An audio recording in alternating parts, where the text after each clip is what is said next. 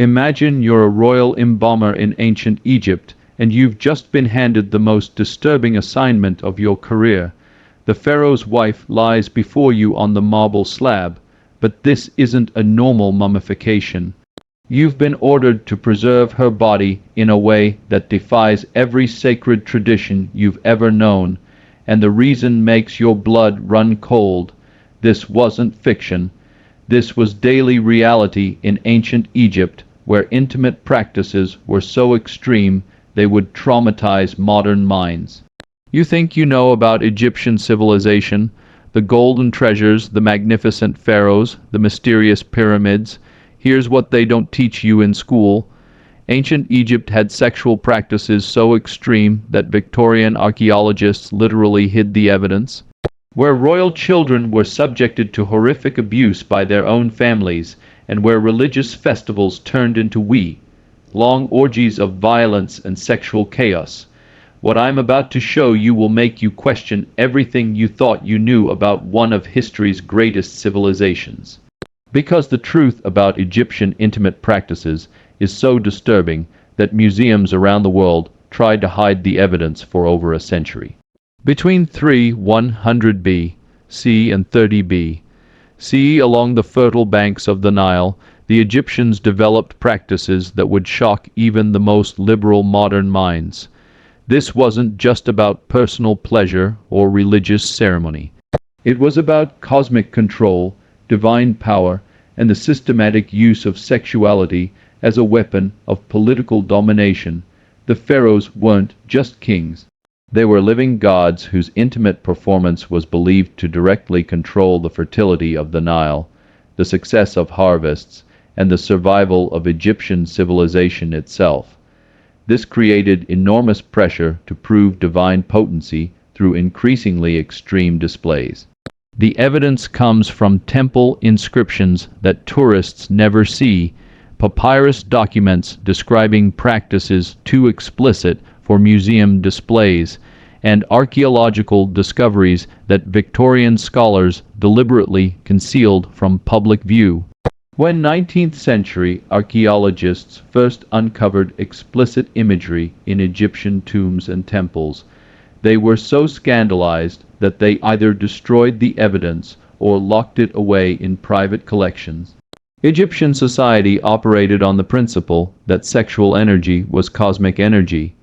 Every act of intimacy was potentially a religious ritual. Every orgasm, a conversation with the gods. Every sexual position, a form of prayer. This belief system created a culture where the boundaries between worship and intimacy, between religious duty and personal pleasure, completely disappeared. But this cosmic sexuality came with a dark side. Children born into elite families found themselves trapped in a system that treated their bodies as religious property.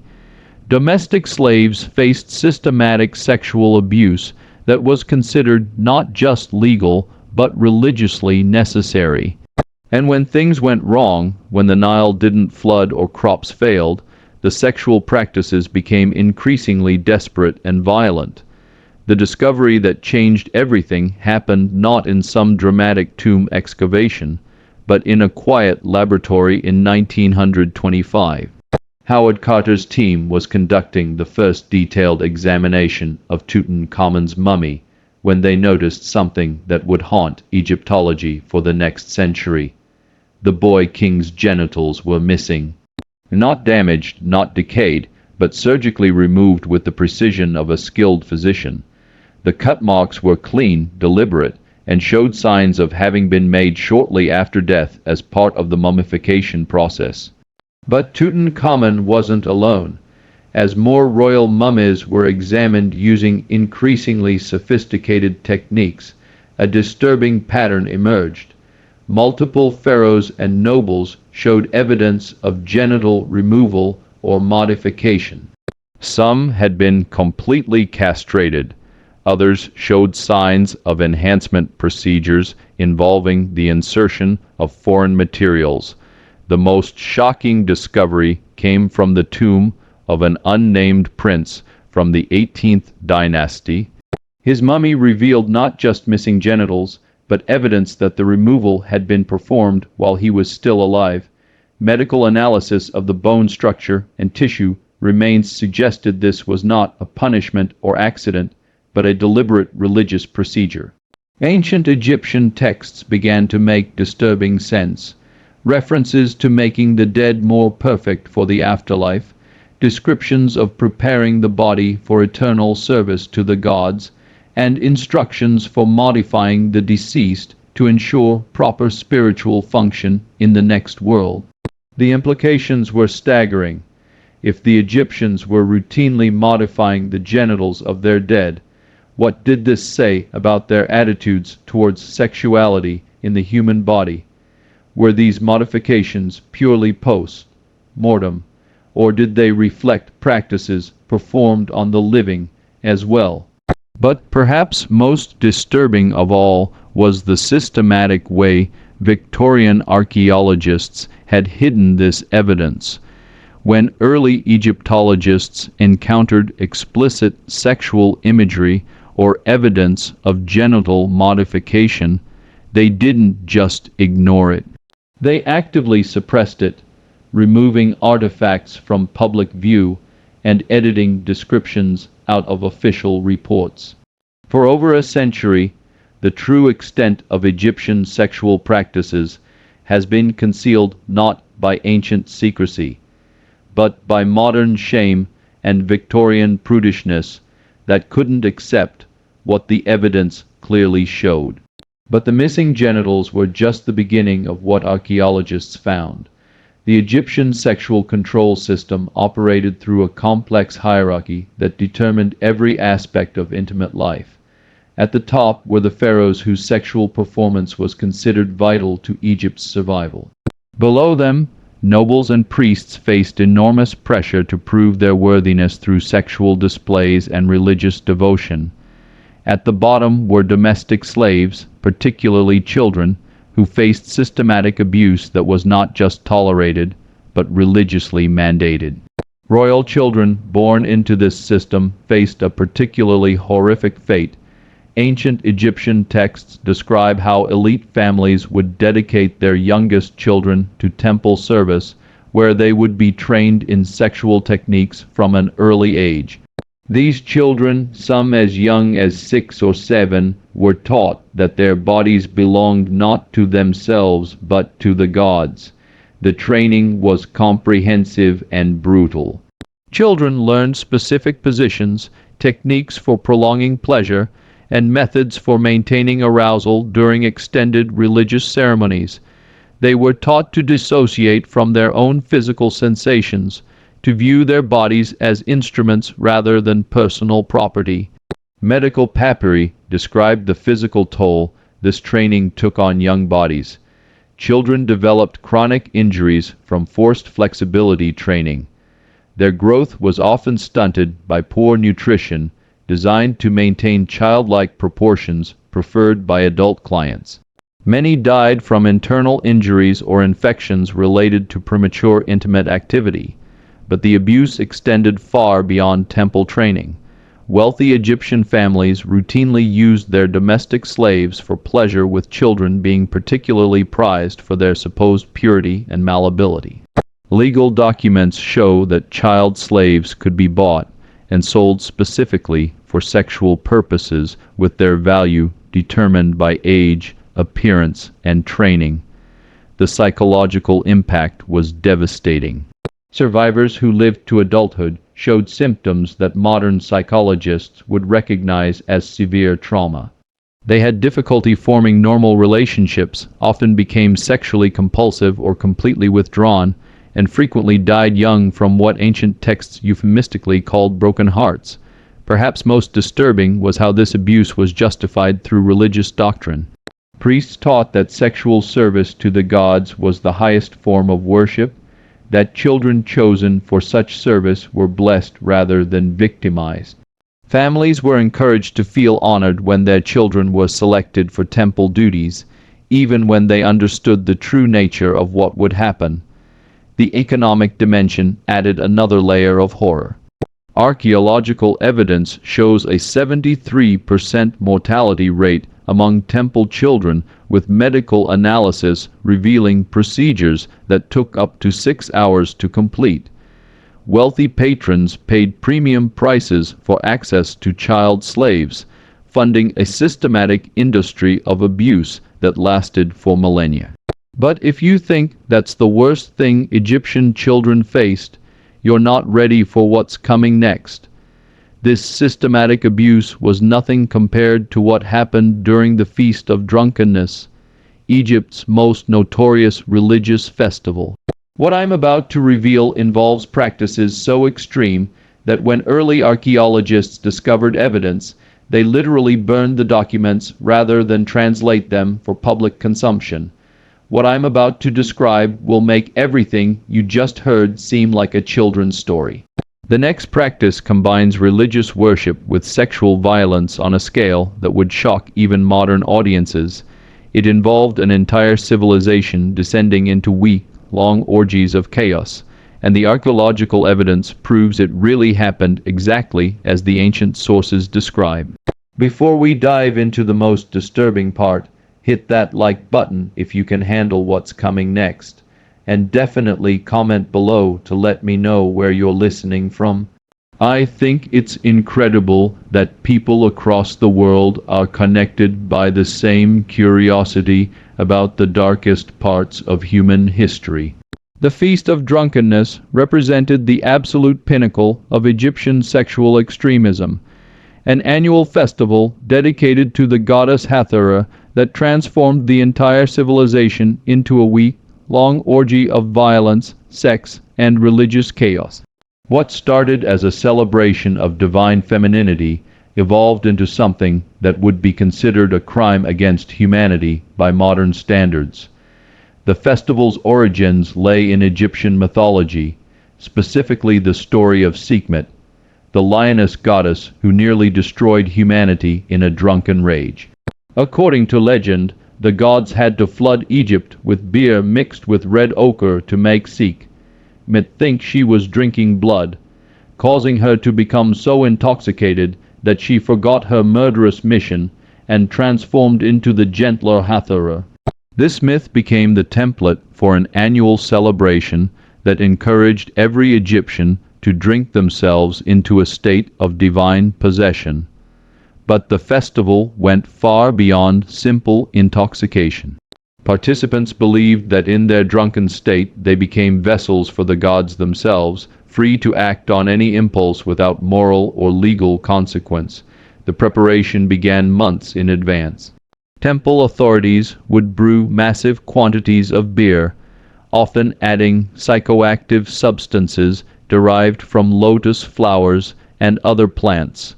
The resulting mixture didn't just intoxicate, it created hallucinations and dramatically lowered inhibitions. Participants reported experiencing visions, hearing divine voices, and feeling possessed by supernatural forces. When the festival began, normal social rules completely disappeared. Masters had sex with slaves in public squares. Married women abandoned their families to join roving bands of revelers. Children were exposed to explicit intimate acts and often became participants themselves. The entire civilization descended into chaos that lasted for 7 days and nights. Ancient texts describe scenes that shock even modern readers. Groups of intoxicated Egyptians would storm through cities, breaking into homes and forcing inhabitants to join their celebrations. Women were subjected to group abuse that was considered religious communion. Men competed to see who could maintain sexual arousal for the longest periods while completely intoxicated. The violence was as extreme as the sexuality. Participants would attack each other with sexual frenzy, biting, scratching, and inflicting wounds that were considered marks of divine favor. Some revelers died from internal injuries caused by violent sexual acts. Others were trampled by crowds of intoxicated celebrants moving through narrow streets. The religious justification made everything even more disturbing. Priests taught that any act performed during the festival was by definition holy since participants were possessed by divine spirits. Abuse became religious communion. Violence became sacred offering. Child abuse became divine blessing. Foreign visitors left accounts that reveal international horror at these celebrations. Mesopotamian diplomats described the festival as proof that Egyptians were barbarians disguised as a sophisticated civilization. Some kingdoms refused to send ambassadors to Egypt during festival periods, fearing for their safety and moral contamination. The festival's aftermath was as traumatic as the event itself. Participants often had no memory of what they had done while intoxicated, leading to psychological trauma when they discovered evidence of their actions. Families were destroyed when members learned what their relatives had done during the celebration. Children born 9 months after the festival faced stigma as offspring of divine possession rather than normal conception. The economic impact was staggering. Entire cities would shut down for a week while the population engaged in drunken rivalry. Agricultural work stopped, trade ceased, and government functions ground to a halt. The cost in lost productivity was enormous, but pharaohs considered it a necessary expense to maintain cosmic balance. The festival also served political purposes. By providing a safety valve for social tensions, it allowed the Egyptian system to maintain rigid hierarchy for most of the year. Citizens could rebel against authority, masters could be humiliated by slaves, and social norms could be violated, but only during this carefully controlled period of chaos. Archaeological evidence confirms the extreme nature of these festivals. Excavations of temple sites reveal specialized chambers designed for group sexual activities, with features that suggest they were used for violent and degrading acts. The physical evidence matches the disturbing accounts left by ancient writers. The systematic collapse of Egyptian sexual culture began during the Ptolemaic period, when Greek rulers attempted to impose Mediterranean values on Egyptian religious practices. The clash between Greek rationalism and Egyptian sexual mysticism created a crisis that ultimately destroyed both systems. The Ptolemies, despite being foreign rulers, felt compelled to participate in Egyptian religious festivals to maintain legitimacy with their subjects. But their Greek sensibilities were horrified by the extreme sexual practices they encountered. Cleopatra I attempted to modify the Feast of Drunkenness, reducing its duration and imposing limits on the violence and public sexuality. These reforms triggered a religious crisis. Egyptian priests argued that modifying the festival would anger the gods and bring cosmic disaster. They pointed to natural disasters, military defeats, and economic problems as evidence that the gods were already displeased with foreign interference in sacred traditions. The crisis reached its peak during the reign of Cleopatra II, who faced the impossible task of satisfying both Egyptian religious expectations and Roman political demands. Roman observers were scandalized by Egyptian sexual practices, viewing them as evidence of barbarism and moral decay. But Egyptian priests threatened rebellion if traditional festivals were abandoned entirely. Cleopatra's solution was to create private versions of the festivals for Egyptian religious leaders, while presenting a more modest public face to Roman audiences. This compromise satisfied no one and created a culture of hypocrisy that undermined both Egyptian religious authority and Roman political control. The abuse of children became even more systematic during this period, as desperate rulers tried to prove their devotion to Egyptian traditions while hiding the evidence from Roman oversight. Child slaves were trafficked in larger numbers, their abuse conducted in secret chambers that Roman officials were not allowed to enter. The psychological toll on Egyptian society was enormous. Generations of children had been raised in a system that normalized sexual violence and religious extremism. When external pressure forced changes to these practices, many Egyptians experienced a form of cultural trauma. They had lost not just religious traditions, but their entire framework for understanding sexuality and divine relationship.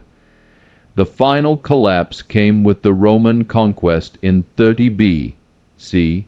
Augustus Caesar was horrified by what his forces discovered in Egyptian temples and immediately ordered the suppression of sexual religious practices.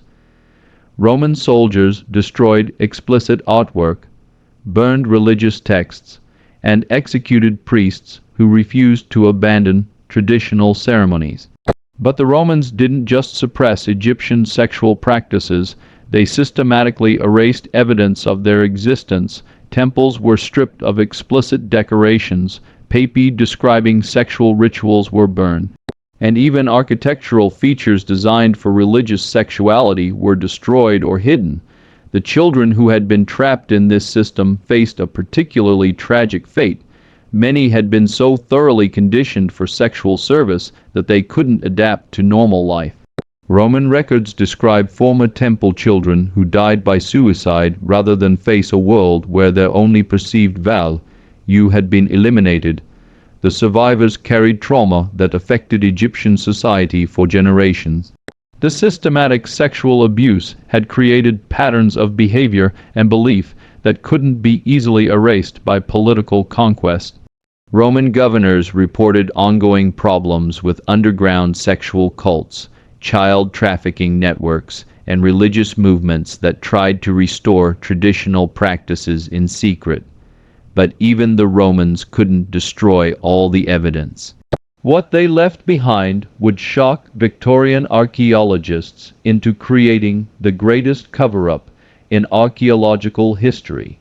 The systematic concealment of Egyptian sexual practices began not with ancient conspiracies, but with Victorian moral sensibilities that couldn't handle the archaeological truth.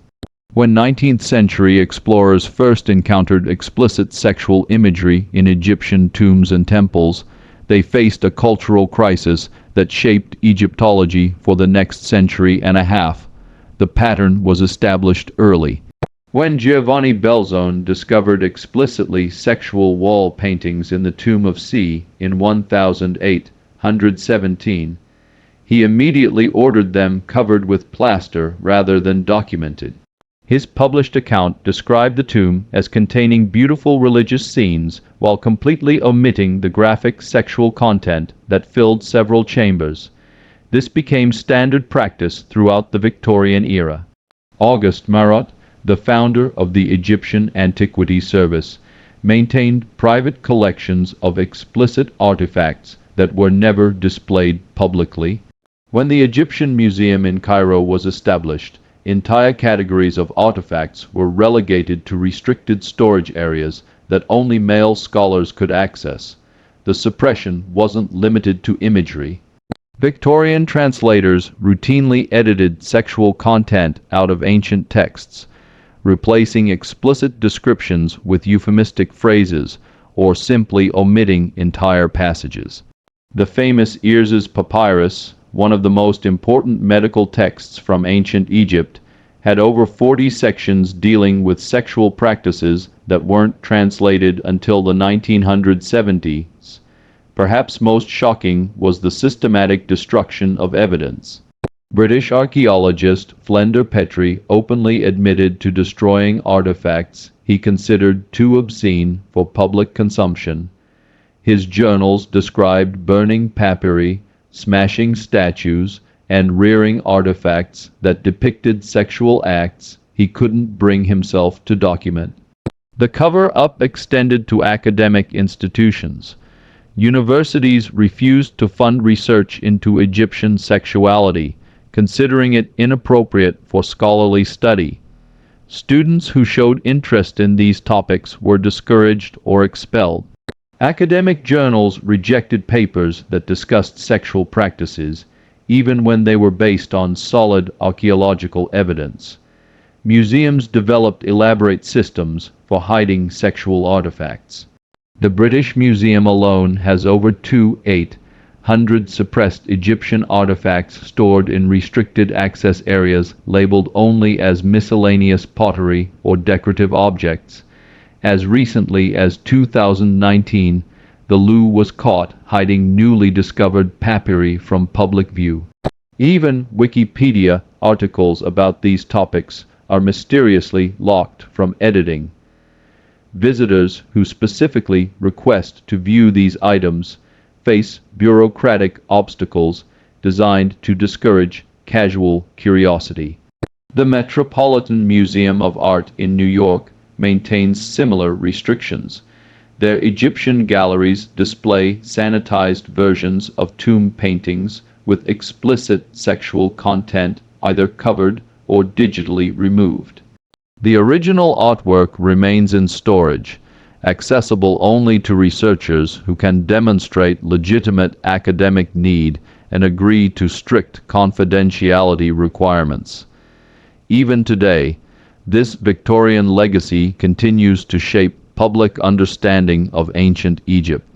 Popular documentaries and museum exhibitions focus on political history, religious beliefs, and artistic achievements while completely ignoring the sexual practices that were central to Egyptian culture. The result is a sanitized version of history that bears little resemblance to the complex and often disturbing reality of ancient Egyptian life. This ongoing concealment has created massive gaps in public knowledge about human sexuality, religious practices, and social organization in one of history's most influential civilizations. The horrors hidden in Egyptian tombs and texts reveal how easily religious devotion can transform into systematic abuse when human sexuality becomes a tool of cosmic control. For 3,000 years, Egyptian civilization created and maintained practices that treated children as sexual property, normalized violence as religious worship, and used intimacy as a weapon of political domination. If this glimpse into history's hidden darkness has left you wanting to uncover more buried truths, I've prepared another journey into the shadows of the past that you won't want to miss. Click on the video appearing on your screen now to discover another shocking chapter that history tried to erase. And if you found this exploration as compelling as I did, hit that subscribe button so we can continue peeling back the layers of history together. These forgotten voices deserve to be heard, and there are so many more stories waiting to be told.